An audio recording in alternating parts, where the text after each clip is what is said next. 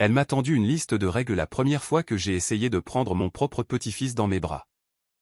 Je me souviens encore de ce jour, debout sur le pas de leur porte à éculis, un ours en peluche serré sous le bras, et ma belle-fille, Céline, faisant glisser une feuille de papier plastifié sur le comptoir de la cuisine vers moi comme si j'étais en train de signer un bail immobilier. Pas de visites impromptues, pas de nourriture apportée sans autorisation préalable. Interdiction de discuter des finances familiales avec mon fils. Interdiction d'emmener Léo n'importe où sans un consentement écrit 48 heures à l'avance.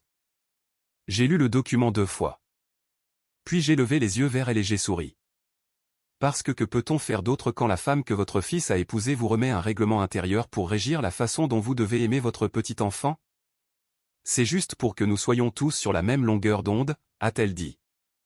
Mon fils, Nicolas, se tenait au fond de la cuisine, les yeux fixés sur ses chaussures. C'était il y a 3 ans.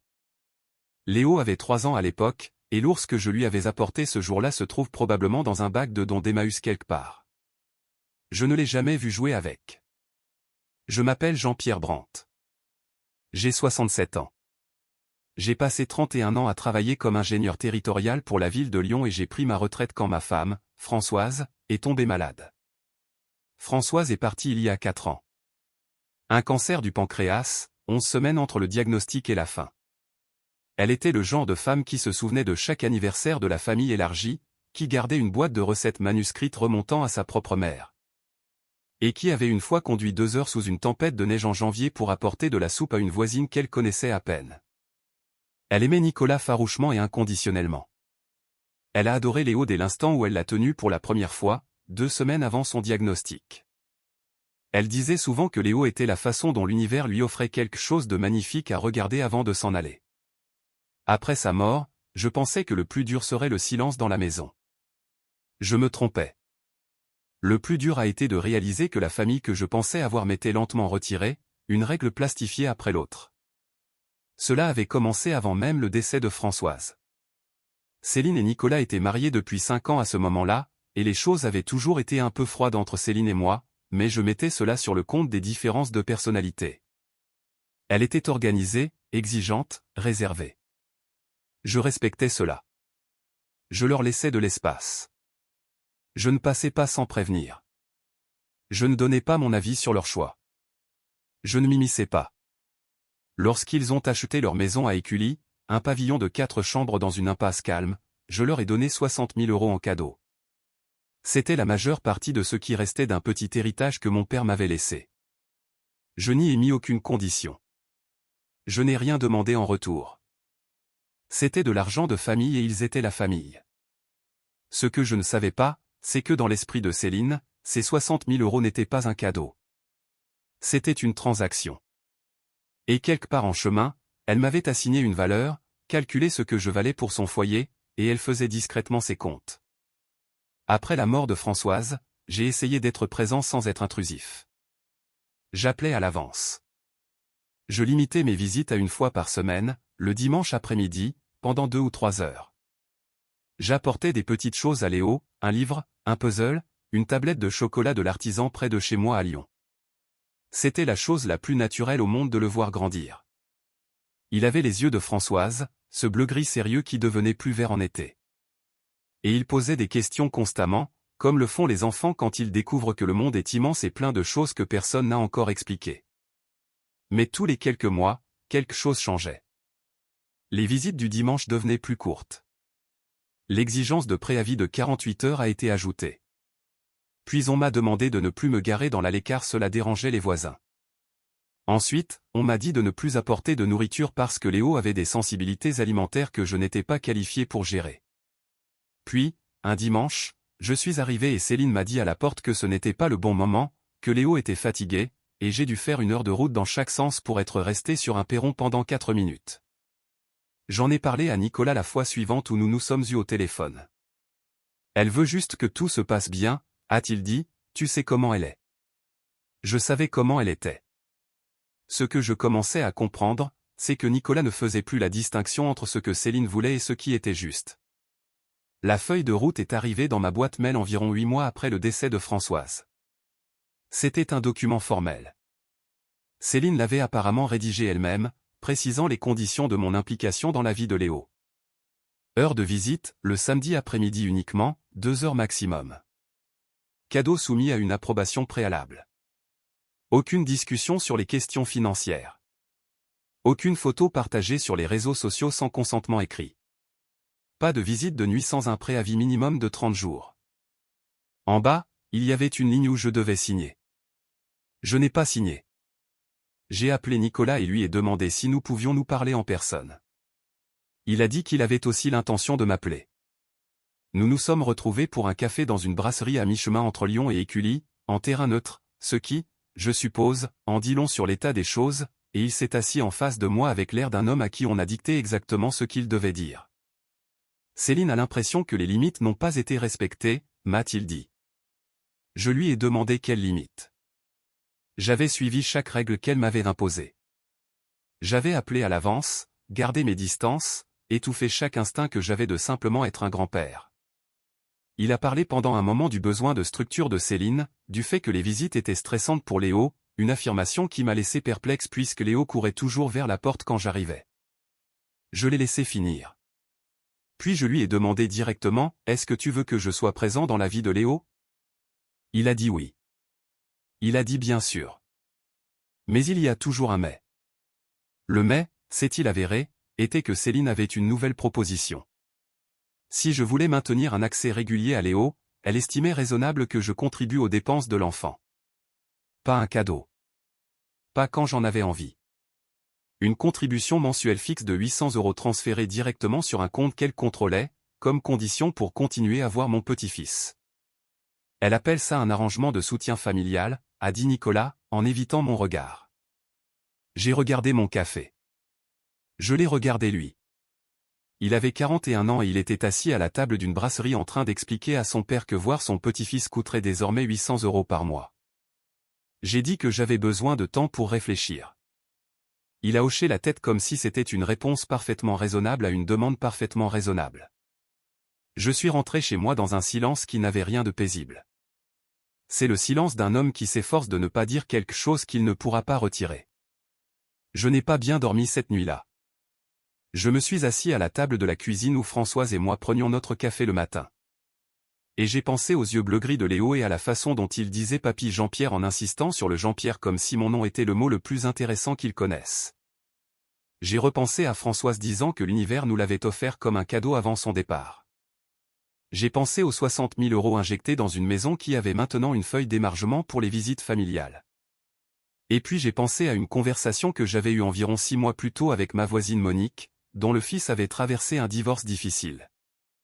Elle avait mentionné un avocat, un spécialiste du droit de la famille à Lyon nommé Maître Beaumont, quelqu'un que Monique décrivait comme patient, précis et n'étant pas du genre à hausser le ton quand les choses se compliquent.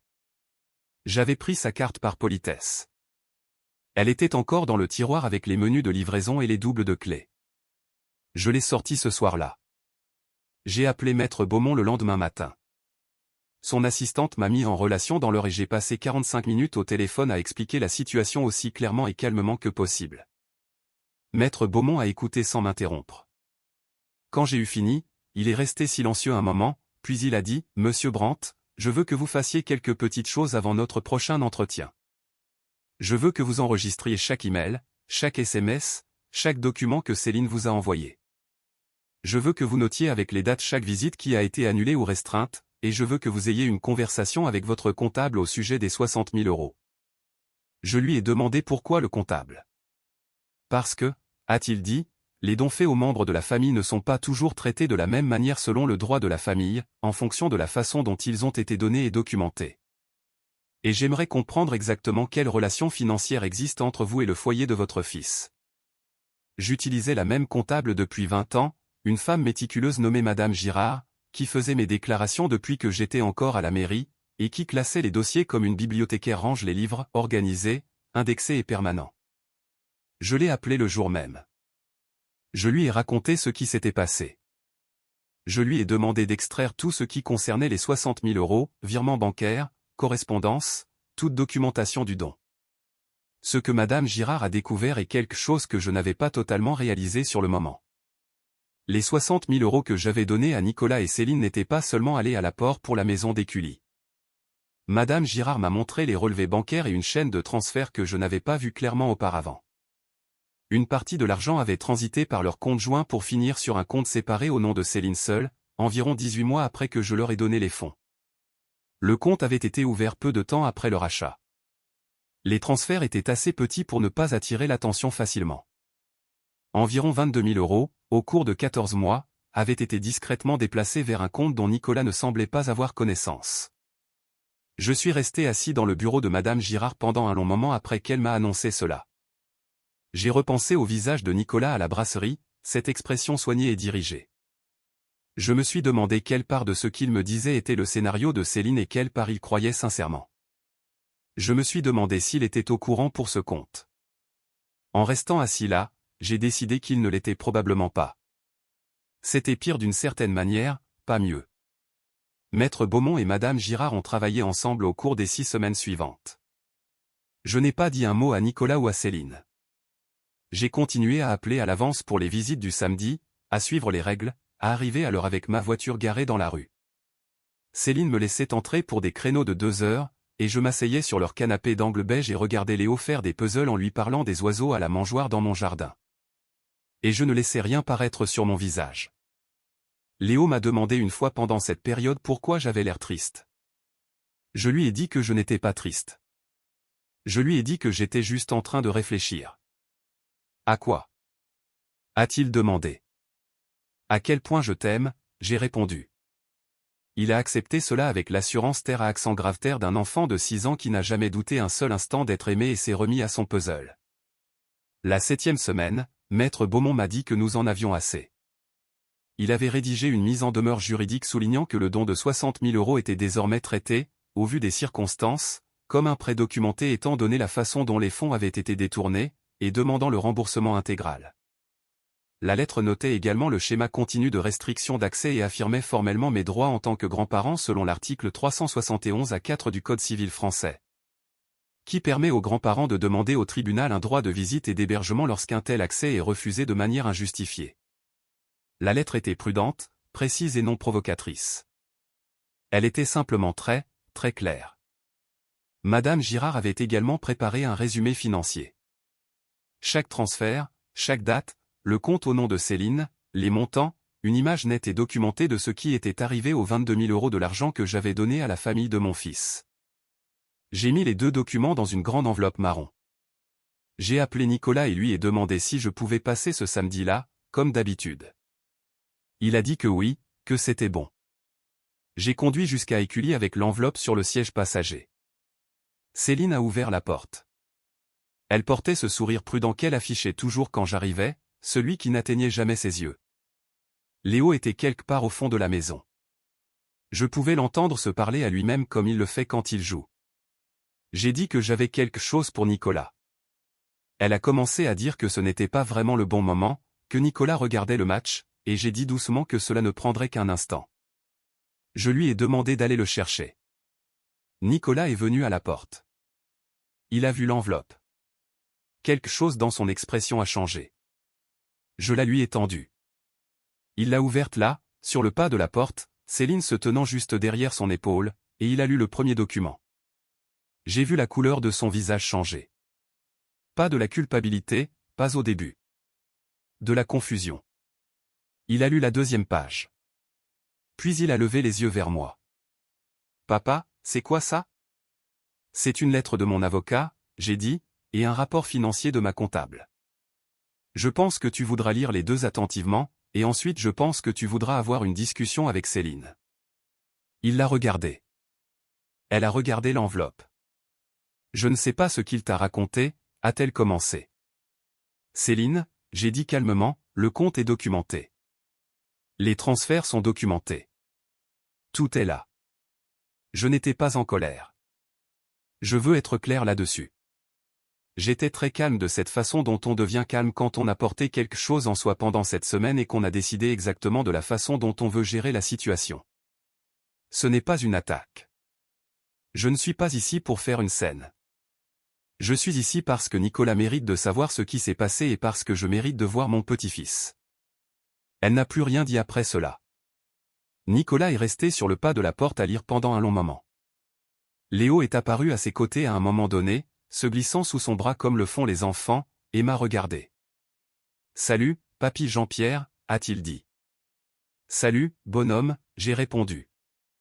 Nicolas m'a regardé par-dessus la tête de Léo.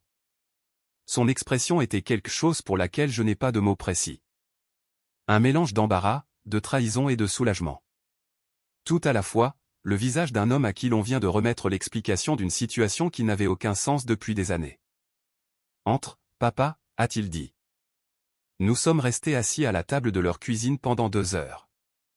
Céline a d'abord essayé d'expliquer les transferts comme une épargne pour les études de Léo, comme de la gestion domestique, comme un malentendu. Mais la documentation était claire et, à un certain point, elle a arrêté de s'expliquer et s'est contentée de rester assise très silencieusement, ce qui arrive quand une personne est à court d'histoire. Nicolas a appelé Maître Beaumont lui-même la semaine suivante, non pas comme un adversaire, mais comme quelqu'un qui voulait comprendre ses options. Il y a eu beaucoup de conversations après cela. Certaines auxquelles j'ai participé, et beaucoup d'autres non. Je ne veux pas résumer le mariage de Nicolas à sa place. C'est son histoire. Ce que je peux vous dire, c'est que 6 mois plus tard, ils étaient séparés et je venais chercher Léo tous les samedis matins pour l'emmener dans la réserve naturelle près de chez moi à Lyon, où nous cherchons des hérons le long de la rivière, ce que Françoise adorait faire. Léo les appelle les grands oiseaux gris parce que c'est comme ça que je les ai appelés la première fois qu'il m'a posé la question avant que je ne me souvienne du mot exact, et je ne l'ai jamais corrigé parce que je préfère ça. Les 60 000 € ont finalement été réglés dans le cadre de la séparation. Nicolas a gardé la maison, ou plutôt la valeur nette qu'elle représentait. Après le remboursement de l'emprunt, Céline est retournée vivre dans sa famille vers Vienne. Les 18 000 € qui n'ont pas pu être totalement justifiés ont été considérés comme une perte. Maître Beaumont m'a conseillé que cela ne valait pas la peine de poursuivre davantage, et j'ai accepté. Certaines choses coûtent ce qu'elles coûtent. Ce que je veux vous dire, si vous êtes un parent ou un grand-parent assis quelque part en train de regarder ceci et que vous reconnaissez quelque chose dans cette histoire, c'est que ce qui m'est arrivé porte un nom. Cela s'appelle le contrôle financier, et c'est l'un des outils les plus anciens du manuel de l'isolement. On donne à un proche l'impression qu'il vous est redevable, que l'accès à la famille dépend de l'obéissance, que l'amour est une transaction. Et la personne qui subit cela, si c'est le genre de personne qui ne veut pas de conflit, qui fait confiance aux gens qu'elle aime, qui croit que la famille signifie quelque chose, cette personne absorbera énormément de choses avant de comprendre ce qu'on lui fait. Je ne suis pas un homme conflictuel. J'ai passé ma carrière à faire des calculs, à vérifier des structures porteuses, à m'assurer que les choses qui devaient tenir tiendraient. Je ne me précipite pas. Je ne fais pas monter la pression à moins que ce ne soit nécessaire. Mais il y a une différence entre maintenir la paix et accepter des conditions qui n'ont jamais été justes dès le départ. Les grands-parents ont des droits, pas de manière abstraite ou sentimentale. Légalement, en France, les grands-parents peuvent saisir le juge aux affaires familiales pour obtenir un droit de visite lorsque celui-ci est indûment refusé. Je ne le savais pas avant Maître Beaumont. Je vous le dis maintenant parce que peut-être que vous ne le savez pas non plus. L'argent donné à la famille doit être documenté, non pas parce que vous ne leur faites pas confiance, mais parce que la documentation protège tout le monde. Elle protège la relation. Elle vous protège si la relation change. Une simple lettre confirmant le montant, l'objet et précisant s'il s'agit d'un don ou d'un prêt peut faire toute la différence plus tard. Je l'ai appris à mes dépens. Et si vous voyez quelqu'un dans votre famille se faire isoler, une mère que l'on écarte, un père que l'on tient à distance, un grand-parent qui suit une liste de règles plastifiées juste pour pouvoir s'asseoir sur un canapé beige pendant 2 heures, dites quelque chose. Pas d'une manière qui crée un conflit plus important, mais dites quelque chose parce que la personne isolée ne peut souvent pas voir la situation clairement de l'intérieur. Elle est trop occupée à suivre les règles. Le mois dernier, Léo a perdu sa première dent. Il m'a appelé au téléphone immédiatement après, alors que le trou saignait encore un peu, et il était si fier qu'il arrivait à peine à finir ses phrases. Je suis allé chez eux et j'ai pris une photo de lui, rayonnant avec son nouveau sourire édenté, et je l'ai envoyée à Nicolas, j'en ai gardé une pour moi et j'en ai mis une copie dans le cadre sur le rebord de la fenêtre de ma cuisine. À côté de celle de Françoise le tenant dans ses bras à l'hôpital la semaine où elle est morte. Elle aurait été complètement insupportable à propos de cette dent. Elle aurait appelé tous ses amis. Elle en aurait fait toute une histoire. J'aime à penser qu'elle l'a entendu au téléphone.